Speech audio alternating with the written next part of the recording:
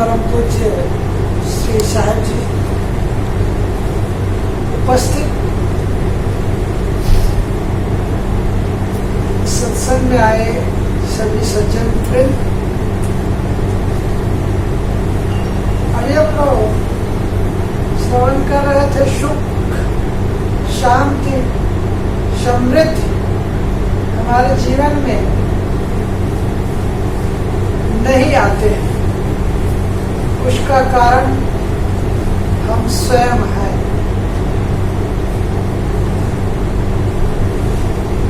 हर आदमी सुख चाहता है, शांति चाहता है, दुखों से निवृत्त होना चाहता है।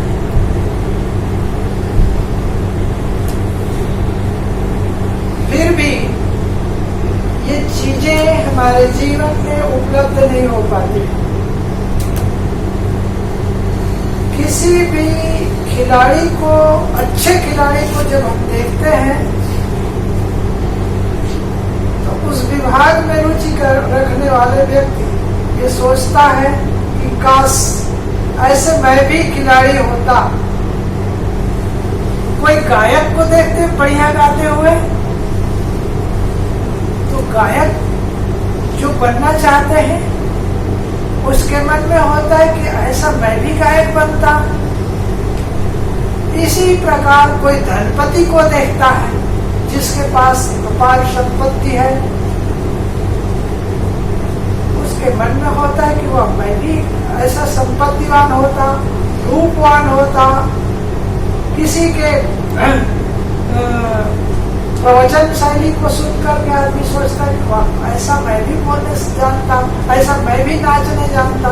हर दिशा में आदमी दूसरे को देख करके, सुन करके चाहता है कि ऐसा मैं भी होता तो क्या होता। लेकिन ऐसा मात्र सोचने से नहीं हो सकता है, उस दिशा में प्रयास करना पड़ेगा। सफलता चाहिए तो सकारात्मक सोच अपने जीवन में लाना होगा और नकारात्मक चिंतन को, निगेटिव सोच को अपने जीवन से दूर करना होगा। कई बार हमारे अंदर सामर्थ्य होते हुए भी हम उसको नजरअंदाज कर जाते हैं, इसलिए हमें सफलता नहीं मिलती। सफलता चाहिए, किसी भी दिशा में सफल होना चाहते हैं तो सबसे पहले अपना लक्ष्य निर्धारण करना पड़ेगा कि मुझे क्या चाहिए, कहाँ जाना है, क्या पाना है। इन तीन चीजों को आदमी समाधान कर ले कि कहाँ जाना है, क्या पाना है, क्या करना है, इनको हल कर ले जाए तो उसका लक्ष्य निर्धारित हो गया। लक्ष्य निर्धारण करना ही बहुत कठिन काम है। कई बार होता हम ये 10 दिन इस फैक्ट्री में काम किए, 10 दिन कपड़ा का दुकान में काम किए, 10 दिन कहाँ किए। हम अपने लक्ष्य को एक निश्चित दिशा पर एकाग्र नहीं कर पाते हैं, इसलिए हम सफल नहीं हो पाते। धन कमाने के लिए, ड्राइविंग करने के लिए, किसी भी दिशा में एक लक्ष्य निर्धारण करना पड़ेगा। जैसे महाभारत का उदाहरण आप लोग सुने होंगे, जानते हैं कि जब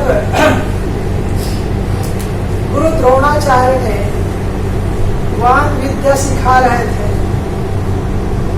तो अर्जुन और विभिन्न उनके शिष्य थे, उनको कहा गया कि पेड़ पर बैठे हुए चिड़िया के आंख में बाण बेधना है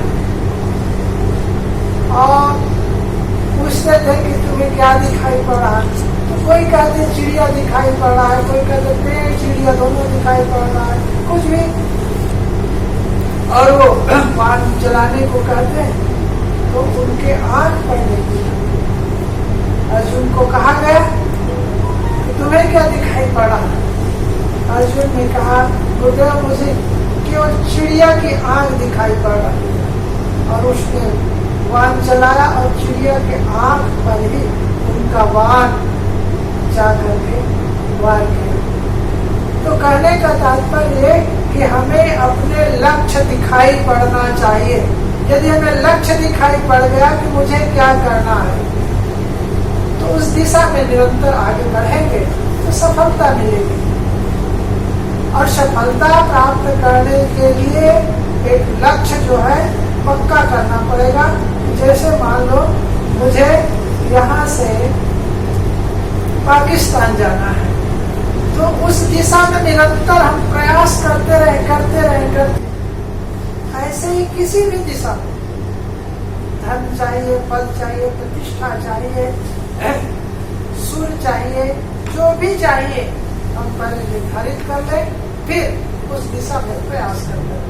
कई बार होता है जब असफल होते हैं तो निराश होकर के छोड़ देते हैं, लेकिन असफलता से निराश होने की आवश्यकता नहीं है। जो व्यक्ति असफलता के डर से अपना आगे का काम छोड़ देंगे वो कभी भी सफल नहीं होंगे, कभी भी सफल नहीं होंगे। इसलिए असफलता से न डरे। जो आदमी असफलता से डरता है वो जहां का तहां पड़ा रह जाता है। कहते हैं गिरते हैं सहसवार ही मैदाने जंग में, वे तिफल क्या गिरेंगे जो घुटनों के बल चले। वो बच्चे जो अभी घुटने के बल चलता है वो नहीं गिर सकता, अभी वो चलना ही नहीं जानता है तो गिरेगा कैसे। गिरते हुए लोग कुशल घुड़सवार भी कभी गिर जाते हैं मैदान में। असफलता की डर से हम काम करना ही बंद कर दें, हमारी कमजोरी। हम कहीं भी कुछ भी काम करते हैं तो तमाम विघ्न और बाधाएं आएंगी। उन विघ्न और बाधाओं को तोड़ते हुए आगे बढ़ना है। ने लिखा है, नहीं विघ्न बाधाओं को हम स्वयं बुलाने जाते हैं, फिर भी यदि आ जाए तो तनिक नहीं घबराते हैं। मेरे मन से विपदाएं हैं प्राकृतिक चिकित्साएं, उनसे वे ही डरे जिनकी हो कच्ची शिक्षा दीक्षाएं। हम डरे नहीं, बल्कि औरों को देखे हमें सफलता चाहिए। आप चिंटी को देखते होंगे, असफल हो जाती है एक चावल के दाने को लेकर के, गेहूं के दाने को लेकर, चीनी को दाने को ले जाते हुए गिर जाती है, छूट जाती है, फिर वह पकड़ती है, फिर गिर जाती है, फिर पकड़ती है, बस कभी वह अपने क्षेत्र पर ले जाती है। ऐसे ही हम किसी भी दिशा में आगे बढ़ने के लिए असफल होते हैं तो उस दिशा में और निरंतर प्रयास करना चाहिए। ये तो सृष्टि का नियम ही है। पानी कहीं से बह रहा हो और उसमें कुछ बाधा आ जाए, रुकावट आ जाए, तो पानी दूसरे दिशा पर जाता है और वहां से वह बहता है। ये पक्का है कि एक दरवाजा बंद है तो कहीं न कहीं दूसरे दरवाजे खुले होंगे। 2, 4, 10 दरवाजे यदि बंद है तो और दरवाजे खुले होंगे। सारे दरवाजे कभी भी बंद नहीं हो सकते। इसलिए हम सबको यदि सफलता चाहिए तो निरंतर उस दिशा में गति होना चाहिए। और मैं कह रहा था कि आदमी जानते हुए भी, शक्ति होते हुए भी उसका उपयोग क्यों नहीं करता है। एक उदाहरण कर मैं बात समाप्त करूंगा। एक बार एक गांव के बीच में पीपल का पेड़ बहुत पुराना था। उस पीपल के पेड़ में एक बंदर रहता था और उसी पेड़ पर एक पक्षी भी घोंसला बना करके रहता था। दोनों में मित्रता थी। एक दिन गांव में आग लग गई। पक्षी ने बंदर से कहा, चलो आग बुझाने के लिए, क्योंकि हमारा ही गांव है, हम लोग ही इसी गांव में रहते हैं। बंदर में अनशुनी कर नहीं गया। चिड़िया उड़ती है और जाती है पास के तालाब में और वहां से चोच पे पानी भर करके जहां पर आग लगी वहां छोड़ती फिर जाती थी। गांव वाले लोग भी प्रयास किए बुझाए और बुझ जाने के बाद चिड़िया अपने घोंसला पर आ जाती है। बंदर ने पूछा, क्या तुम्हारे बुझाने से वो आग बुझा? चिड़िया कहती है, मेरे बुझाने से बुझा हो या न बुझा, लेकिन मेरा कर्तव्य है कि मैं भी बुझाऊं, यहाँ रहती हूँ तो। तुम्हारे पास हाथ है, पैर है, सब कुछ है, फिर भी तुम नहीं बुझा। चिड़िया और कहती है, जानते हो इस गांव का इतिहास जब लिखा जाएगा तब मेरा नाम बुझाने वाले में लिखा जाएगा और तुम्हारा केवल देखने में। ऐसे ही हम भी अपना कर्तव्य का निर्वहन पूर्ण रूप से करें, लेकिन अनासक्त होकर। अभी आप सुन रहे थे, बाल बच्चे पैदा करते हैं। भट्टरी जी ने कहा है कि बाल बच्चा पैदा करना, जीना, खाना, खिलाना सब लोग जानते हैं। आहार निद्रा भय चतुष्ट पद में अंतर है। फकत धर्म है मनुष्य का विश्लेषण बनाना प्रतिष्ठित अंतर है। भोजन छाजन मैथुन भय निद्रा की दृष्टि से यदि देखें तो मनुष्य और पशु में कोई अंतर नहीं। पशु और मनुष्य केवल अंतर है, मनुष्य भजन कर सकता है, अपने मार्ग बदल सकता है। जिस मार्ग से हमें आज तक संतुष्टि नहीं मिली, उस मार्ग से बदल करके हम दूसरे दिशा पर चल सकते हैं। ये केवल मनुष्य में, अन्य पशु पक्षी केवल जहाँ है वहाँ ही रह सकते। इसीलिए कहा है कि बड़े भाग्य मानुष कर पाओ। सदगुरु कबीर ने कहा है कि मानुष तेरा गुण बड़ा मांस न आवे काय, हार न होते आगमन तो चन बाजन पाए। ऐ मनुष्य, तुम्हारे अंदर जो गुण है उन्हीं के कारण तुम बड़े हो, और वरना तुम्हारे शरीर का कोई उपयोग नहीं। एक कवि ने लिखा, हाथी के दांत के खिलौना बने भांति भांति, सिंहों के खाल तपसी के मन भाई है, गैड़न के खाल को सिपाही लोग बांधत है, सामर के खाल राजा राव को सुहाई है। कहे कवि दया राम राम के भजन में, मानुष के खाल कछु काम नहीं आए। मनुष्य में यदि भजन नहीं है कोई काम नहीं। अन्य पशु पक्षी को देखें, यही अभी ढोल पड़ा हुआ है, उसमें चमड़ा लगा है। मनुष्य का चमड़ा लगा दिया जाए तो शायद उसको कोई छुएगा नहीं। इतना घृणित मनुष्य शरीर, फिर भी हम अहंकार किए बैठे हुए हैं। हम सबको चाहिए कि उस दिशा में चले। सफलता चाहिए तो उस दिशा में निरंतर गति करें, हारे नहीं। हमें बड़े बड़े लोग भी असफल होते हैं। बिजली के क्षेत्र में सबसे ज्यादा खोज की है उन्होंने भी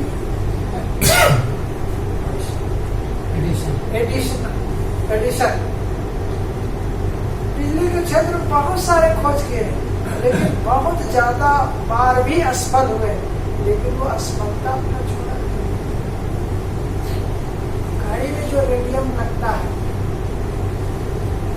उसका खोज मैडम क्यूरी ने की, और हजारों टन मिट्टी छान डाली, फिर भी उसको नहीं मिला।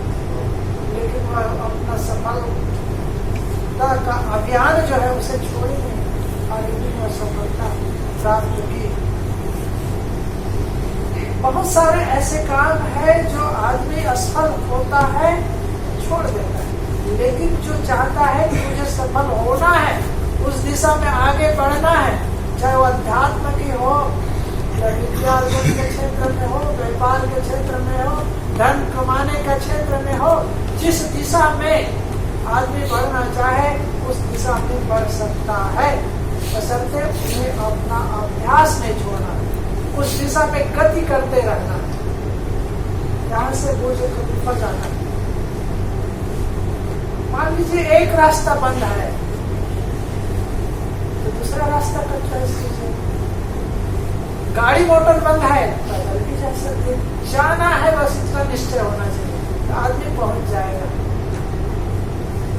ऐसे ही हमें इसी जीवन में कल्याण करना है, अपने जीवन इसी जीवन में मुझे शांत होना है, ये निश्चय हो जाए ना तो आदमी शांत हो जाए।